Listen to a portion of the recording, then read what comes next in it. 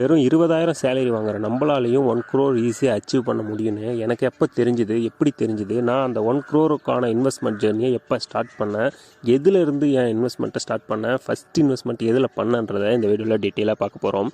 இந்த வீடியோக்குள்ளே போகிறதுக்கு முன்னாடி இந்த வீடியோ யாரும் பார்க்கல அப்படின்னா மேலே கார்டு கொடுக்குறேன். இதை பார்த்துட்டு வந்தீங்கன்னா ஒரு கண்டினியூட்டி கிடைக்கும் உங்களுக்கு.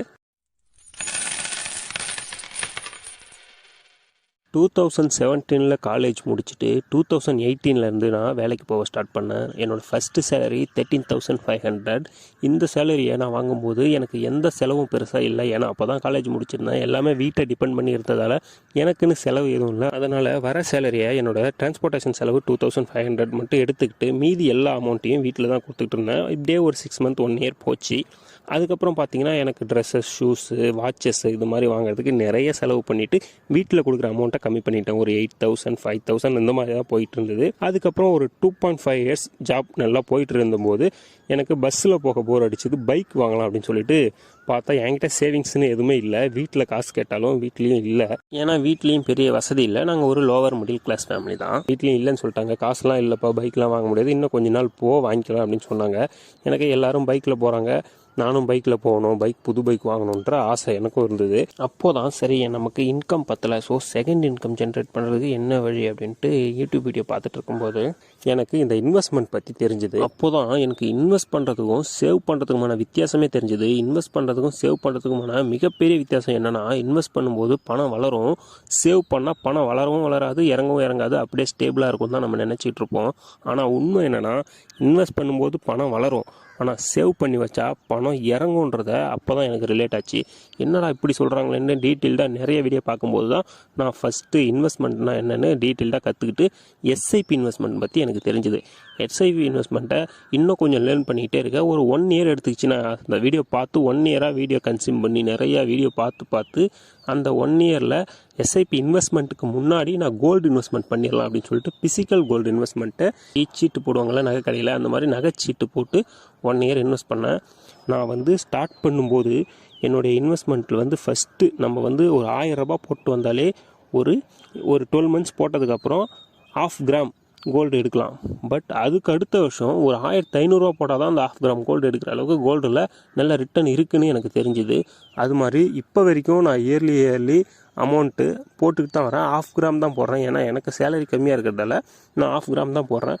உங்களுக்கு எவ்வளோ சேலரி இருக்கோ அதுக்கேற்ற மாதிரி போட்டுக்கோங்க. எப்படி போட்டாலும் 1 year அந்த 11 months கண்டினியூவாக முடிஞ்சதுக்கப்புறம் 1/2 gram கோல்டு எடுக்கிற அளவுக்கு நீங்கள் எவ்வளோ மாதம் போட முடியுமோ அது மாதிரி இன்வெஸ்ட் பண்ணிவிட்டு வாங்க. ஃபஸ்ட் இன்வெஸ்ட்மெண்ட்டை நான் அப்படி தான் ஸ்டார்ட் பண்ணினேன்.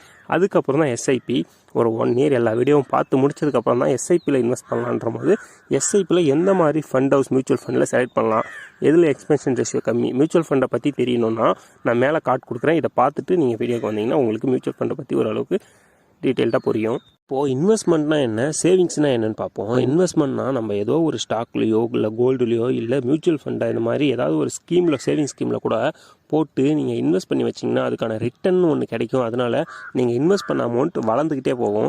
இப்போது சேவிங்ஸ் அப்படின்னா நீங்கள் பேங்க் அக்கௌண்ட்டில் சேவ் பண்ணி வைக்கிறதோ இல்லை வீட்லேயோ உண்டிலையோ சேவ் பண்ணுற இந்த அமௌண்ட் பார்த்திங்கன்னா நீங்கள் போடுற அமௌண்ட்டு அப்படியே ஸ்டேபிளாக தான் இருக்கும். அதனால் 10 வருஷமோ இல்லை 2 வருஷமோ 5 வருஷமோ இப்போ கடந்து அந்த அமௌண்ட் வளர்ந்துருக்காது, குறைஞ்சும் இருக்காதுன்னு தான் நீங்கள் நினைப்பீங்க. ஆனால் நம்ம இந்தியாவில் நார்மல் இன்ஃப்ளேஷன் ரேட் 6 to 7% இருக்குது. இப்போது 10 ரூபாய் வச்சு நீங்கள் ஒரு காய்கறி வாங்கணும் அப்படின்னா அந்த அடுத்த வருஷம் அந்த 10 ரூபாய்க்கு அந்த காய்கறி கிடைக்காது. அதுதான் இன்ஃப்ளேஷன் ரேட். இப்போ 10 ரூபா கொடுத்து நீங்கள் ஏதோ ஒரு விஷயம் வாங்குறீங்கன்னு வச்சுப்போம், ஒரு பேஸ்ட்டோ ஒன்று வாங்குறீங்கன்னு வச்சுப்போம். அடுத்த 5 வருஷம் கழிச்சு அந்த பேஸ்ட்டோட விலை ஒரு 12 ரூபாய் இல்லை 13 ரூபாய் இருக்கும். ஆனால் உங்ககிட்ட 10 ரூபாய் அப்படியே தான் இருக்கும். ஆனால் அந்த பேஸ்ட்டை வாங்க முடியாது. அதுதான் இப்போ சேவ் பண்ணுறதுக்கும் இன்வெஸ்ட் பண்ணுறதுக்குமான வித்தியாசம்.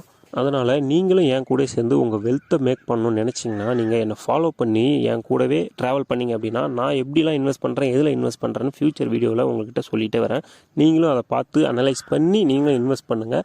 உங்களாலையும் வெல்த்தை ஈஸியாக க்ரியேட் பண்ண முடியும். நான் என்னோட இன்வெஸ்ட்மெண்ட் ஜர்னி ஸ்டார்ட் பண்ணி 2.5 years ஆகுது. இதில் ஃபர்ஸ்ட் 1 year கோல்டில் தான் இன்வெஸ்ட் பண்ணிட்டு இருந்தேன். செகண்ட் 1 year கோல்டுலையும் இன்வெஸ்ட் பண்ணேன், சைட் பை சைட் மியூச்சுவல் ஃபண்ட்லையும் இன்வெஸ்ட் பண்ணேன். அதுக்கப்புறம் இப்போ ஒரு 6 month என்ன பண்ணியிருக்கேன் அப்படின்னா இந்த இண்டெக்ஸ் ஃபண்டோடைய ரிட்டர்ன் ரேட்டை பீட் பண்ணணும் அப்படின்னா நம்ம இண்டிவிஜுவல் ஸ்டாக் பிக்கிங்கில் தான் முடியும். அதனால் நல்ல குவாலிட்டியான கம்பெனிஸை செலக்ட் பண்ணி ஒரு 6 மந்த்தாக ஒரு பெரிய அமௌண்ட் இல்லை, மந்த்லி என்னால் முடிஞ்ச ஒரு சின்ன அமௌண்ட் நான் வந்து ஸ்டாக்லையும் பிக் பண்ணிட்டு வரேன். இப்போது நான் எவ்வளோ மியூச்சுவல் ஃபண்டில் இன்வெஸ்ட் பண்ணுறேன், எவ்வளோ கோல்டில் இன்வெஸ்ட் பண்ணுறேன், எவ்வளோ ஸ்டாக்கில் இன்வெஸ்ட் பண்ணுறேன் அப்படின்றதெல்லாம் ரெகுலராக அடுத்த வீடியோவில் நான் அப்லோட் பண்ணிட்டே வரேன். நம்ம சேனலில் தொடர்ந்து personal finance, investment, gold investment, mutual fund related வீடியோவை தொடர்ந்து அப்லோட் பண்ணிட்டு வர போகிறோம். அதனால் நம்ம சேனலை சப்ஸ்கிரைப் பண்ணி பெல் ஐக்கானை கிளிக் பண்ணிக்கோங்க. இந்த வீடியோ உங்களுக்கு இன்ஃபர்மேட்டிவாக இருந்தது அப்படின்னு நினச்சிங்கன்னா வீடியோ ஒரு லைக் பண்ணிவிட்டு கமெண்ட் பண்ணுங்கள்.